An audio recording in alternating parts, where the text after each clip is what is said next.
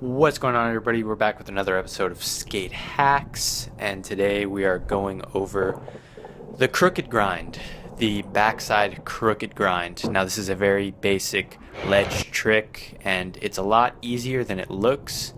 I remember when I was learning crooked grinds, I thought, it'd be kind of hard because basically like a nose grind, but in my opinion, it's easier than a regular nose grind. I feel like a lot of people would agree with this. I don't know. What do you think? But it's a pretty easy ledge trick. You don't have to ollie really high to get into a crooked grind, so keep that in mind. What I would say for this is you want to have your feet more spread apart than a traditional ollie because, of course, you're going to be landing on the nose and you're going to be putting a lot of weight on that front foot when you land in the crooked grind position. So you don't want to have your feet too close together because you're going to need that front foot to slide up onto the nose, so just keep that in mind.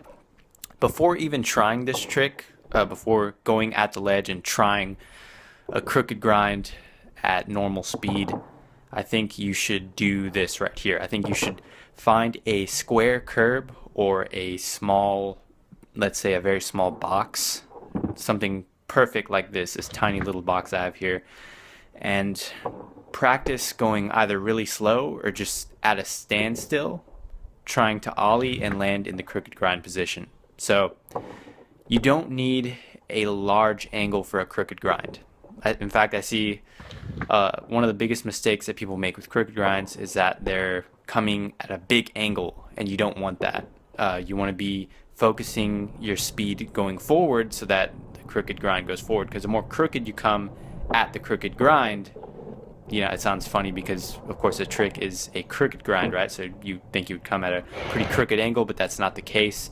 You want to be going almost straight forward, maybe a tiny angle, but not much of an angle. So the crookedness is going to come from you sort of tweaking the board out in that crooked position to get the crooked grind. So don't worry about the angle so much. Very little of this trick depends on the angle. It's not so much on the angle. Like I said, practice a crooked grind position on a small curb or a very small box, something that you can practice on, and practice getting into the crooked grind and getting out. So this is what I'm going to go over before you apply this to a regular box going full speed, committing to a crooked grind. You should learn these concepts first. So practice ollieing into the crooked grind position.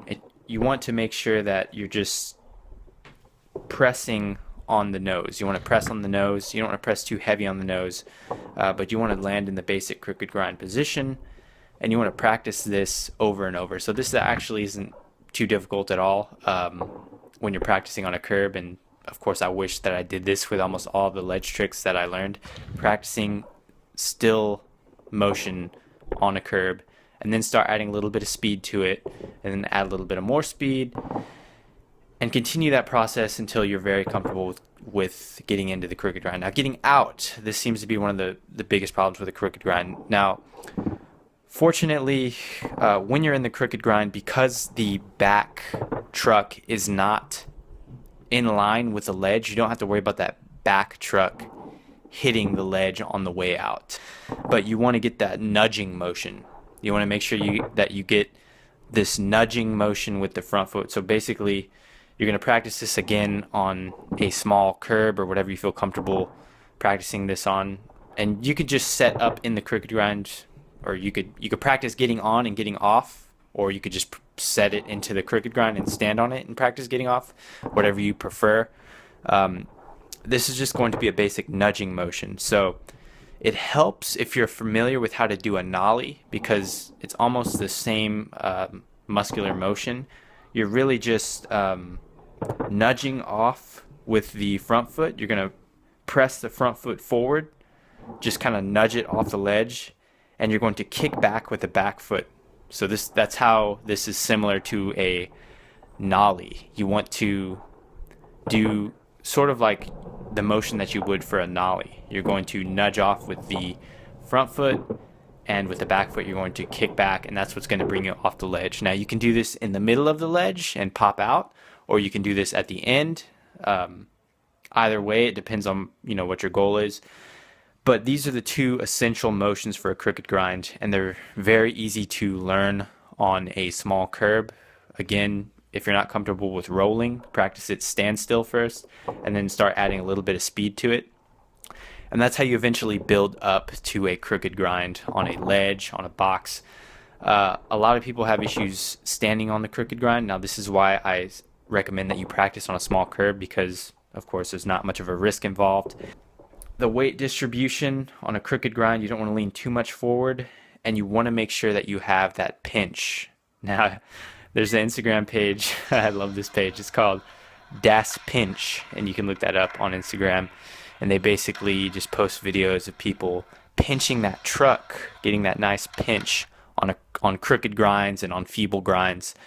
And that's what you want with a crooked grind. That's pretty much the key factor in a successful crooked grind. That's what makes a crooked grind what it is, that little pinch you got going on with the truck. That's what separates the men from the boys. That's the key there too. So these may sound like very basic tips, but I feel like the majority of this trick is in your confidence level, because the problems with crooked grinds are people not standing on top of them enough, which, that can be solved by having more confidence with the crooked grind, being comfortable with the ledge, knowing how waxed it is. I like crooked grinding very waxed ledges, so that way I could just sit on it nice and easy. Another problem is that people lean back too much. Again, this is, I think, a fear-based issue, because people are afraid of leaning into the crooked grind too much and stopping. And that's why it's important to know how waxed the ledge is, or what ledge you're dealing with beforehand. It's more of a confidence-based issue, all these issues with crooked grinds. So you want to build up that confidence on something small, and that's why I suggested here practicing on a curb and making sure that you have that in line, so you build up the confidence to crooked grind on bigger, longer objects. So those are my tips on crooked grinds. Thank you guys for watching. As always, comment down below any future skate hack suggestions for tricks, tips in skateboarding, anything in skateboarding that you want me to go over. Thanks for watching. See you guys next time.